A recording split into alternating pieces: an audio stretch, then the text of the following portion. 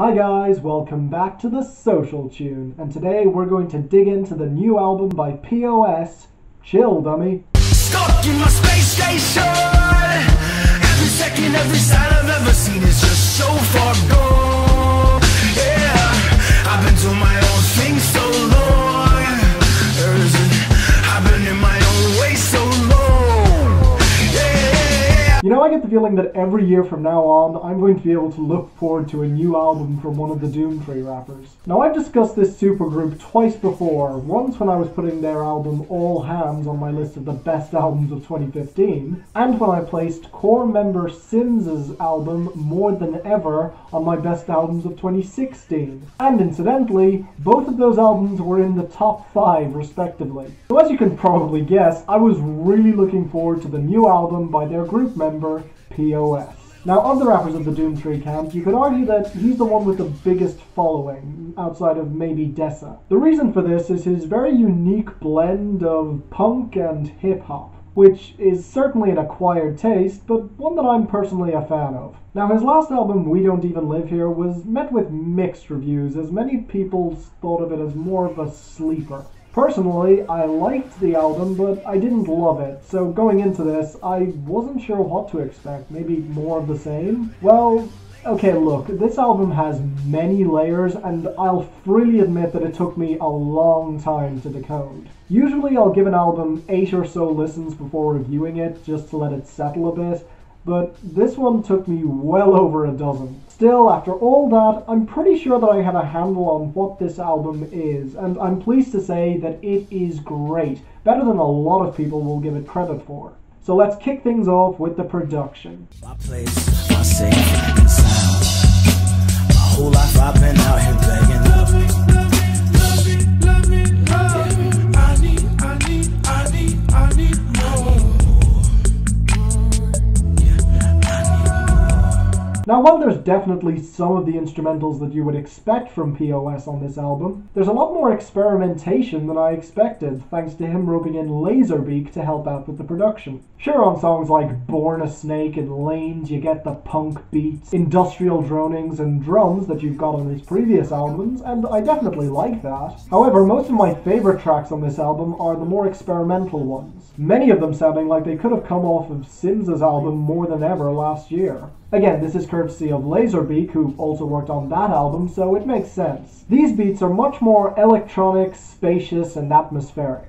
And considering how much I adore More Than Ever, it's pretty clear that I love this guy's work. Now, with that said, I really did love Faded, with the fantastic hook, the drums, and the bass guitar on the back half, which P.O.S. produced, but the awesome bass line and hard-hitting beats of Wearing a Bear, or the closing drone and wild, out-of-control drums on sleepdrone / superposition are pretty damn awesome, you've got to admit. And then you have Bully, which almost feels like a blend of both production styles, electronic and punk, complete with the thumping drums, multiple eerie samples, and vocal effects on that track. I mean, there are some lesser beats on this album, but I still think they're really good. Like the very erratic song, Places / Ruins, which does have a lot of atmosphere, but I automatically find myself comparing it to the much more somber Kings / Thieves, where the instrumental alone pretty much broke me. It's that powerful. Otherwise you have Get 8, which just feels a little short and inconsequential, but apart from that, the beats on this album are just fantastic. And while we're on the topic, I need to give major props to up-and-coming producer Corey Grindberg,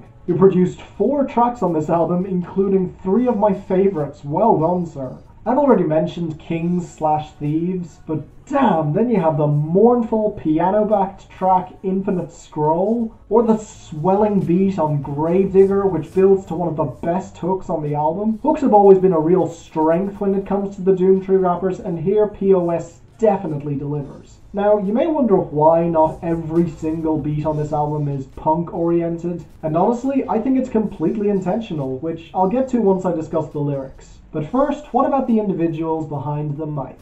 We can live like thieves, we can live like kings. They can be the same thing. Yeah, they're exactly the same thing. Either way, we can work till our hands don't work, till our back don't work, till our head don't hurt, cause we paid off. Or we can sit back, soft hands of a soft-ass artist. Now, in typical fashion, P.O.S.'s guests on this album are extremely obscure, and it's unlikely that you've heard of many of them. Honestly, the biggest name on this album is probably Open Mike Eagle on Infinite Scroll. And yes, his appearance on this album caught me completely off guard. I was really delighted. But I have to admit, he definitely had some competition on that song, as both P.O.S. and especially Manchita deliver fantastic verses. Although one of my favourite moments on this album came on Gravedigger, where Angelenah just tears up that track with her guest verse. It's awesome. And on the topic of awesome female performers on this album, you have Lady Midnight, lending her gorgeous vocals to match Justin Vernon's on Faded. Just a gorgeous pairing there. Now, that's not to disparage the male performers on this album, because they all do a really solid job. Monty is the recurring one who does the best job in my opinion, but then you have all the rappers who show up on the closer, sleepdrone / superposition, as well as Kathleen Hanna's heartbreaking spoken piece, which, well, we'll get to in a moment. But all of these guys do a great job. It's an awesome finisher which wouldn't carry the same punch without all of them on it. And in order to discuss that, let's jump into the lyrics. We can keep it close, we can own the road. What you want, I can see all the way from here. It's the same as here, no matter how far I go.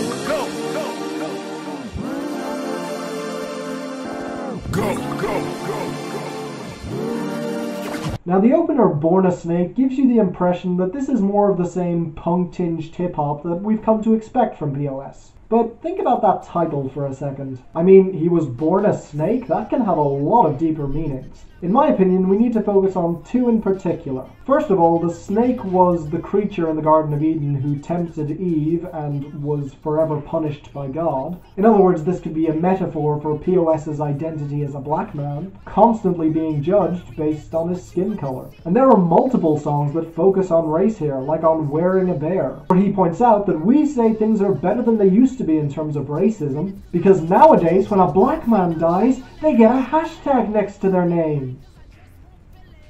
Yeah, when you say it like that, it sounds pretty stupid. However, a snake is also known to shed its skin, and in my opinion, that's why this album's sound varies so much. He's trying to switch up his style on this album, and that's backed up by a lot of songs here, especially on sleepdrone / superposition.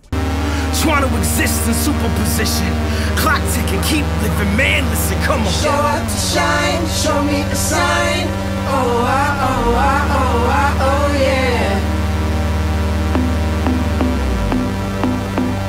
For those of you who don't know, P.O.S. was in hospital not too long ago for a kidney transplant. And while everything went well in the operation, the experience has put a lot of things into perspective for him, as he wonders if he'll be remembered after he's dead, or, like he says on Wearing a Bear, he'll just get a hashtag RIP POS. And that's why a song like Lanes hits so damn hard, as he wonders if sticking to his guns and staying true to himself and not conforming is what ultimately led to his decline. For a guy who has stuck in his own lane so much over the course of his entire career, to have doubts about everything he's done up to this point, that takes a lot to admit. And the thing is, who knows? Maybe people would remember him more if he'd gone in a more mainstream-oriented direction, or maybe he would have just blended in with the thousands of other rappers doing exactly the same thing. And he comes to a conclusion on Gravedigger, where he proclaims that no matter how far he goes,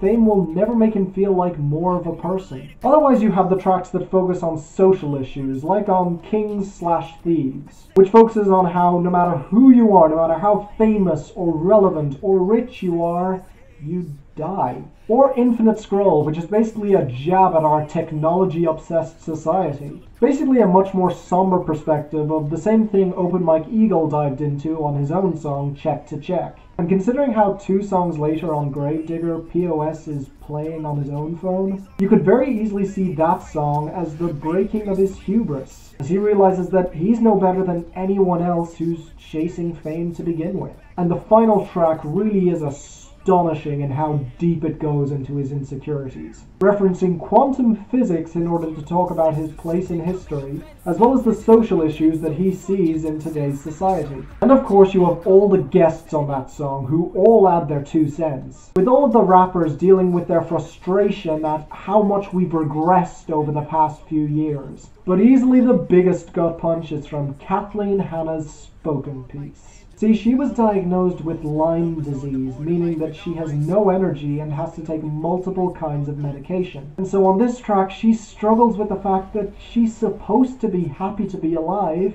but she doesn't feel happy.